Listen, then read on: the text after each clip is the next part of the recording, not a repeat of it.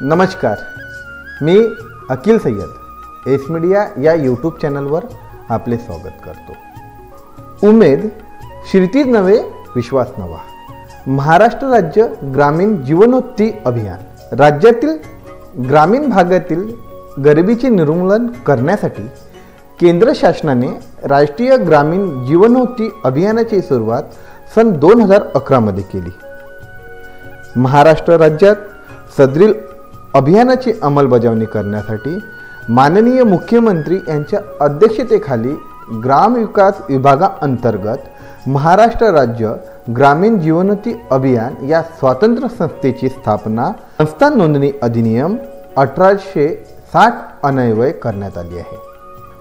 सदरील अभियानाची अंमलबजावणी राज्यातील 34 जिल्हे व 351 तालुक्यातील पूर्ण ताकदीने अभियान राबविले जात आहे।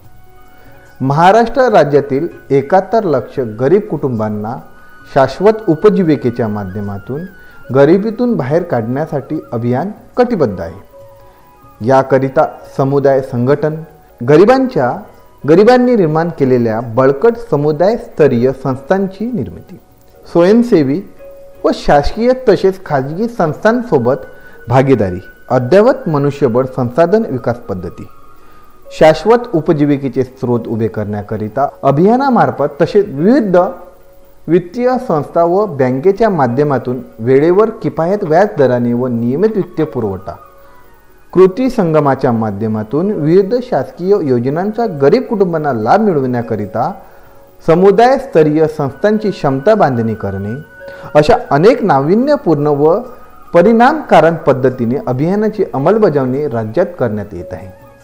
अभियानाअंतर्गत गरिबी निर्मूलनाचा समग्र विचार केलेला असून यामध्ये समुदाय विकासापासून शाश्वत उपजीविका निर्माण करण्याच्या सर्व बाबींचा समावेश आहे।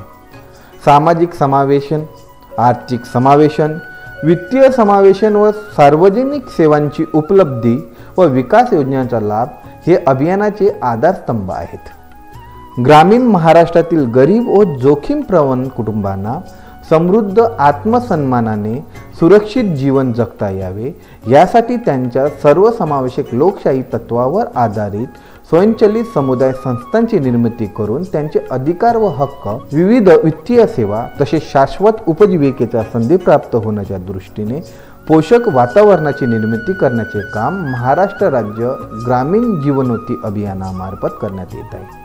अभियानाअंतर्गत गरिबी निर्मूलनाचा समग्र विचार केलेला असून यामध्ये समुदाय विकासापासून ते शाश्वत उपजीविका निर्माण करण्याच्या सर्व बाबींचा समावेश आहे।